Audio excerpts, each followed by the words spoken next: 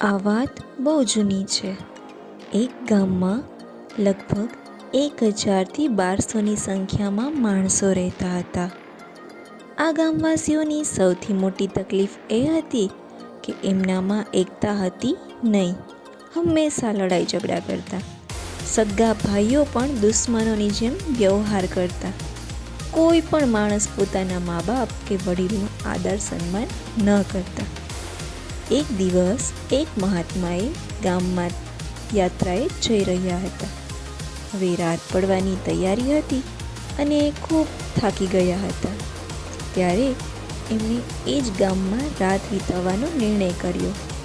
ગામ લોકોની આવી હાલત જોઈ અને એ વિચારમાં પડી ગયા.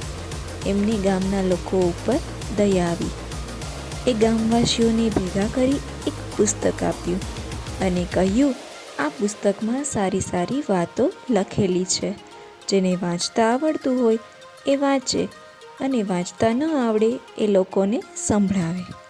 આ પુસ્તકની વાતોને જીવનમાં ઉતારશો તો તમારું જીવન સુધરી જશે.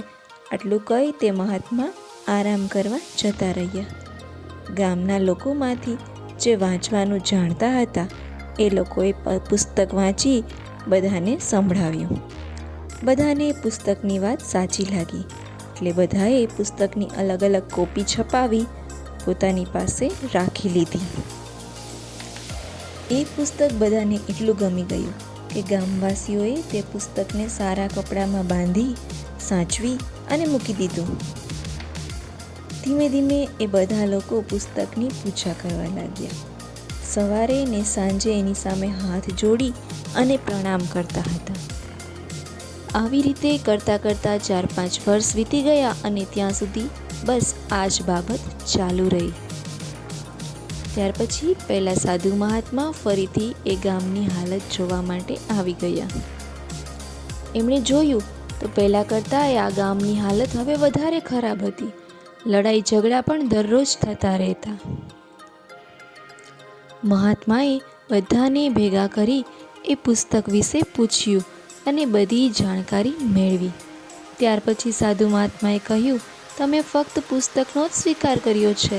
એની અંદરની વાતોનો તમે આજ સુધી સ્વીકાર નથી કર્યો અને એ જ તમારી આ હાલતનું કારણ છે.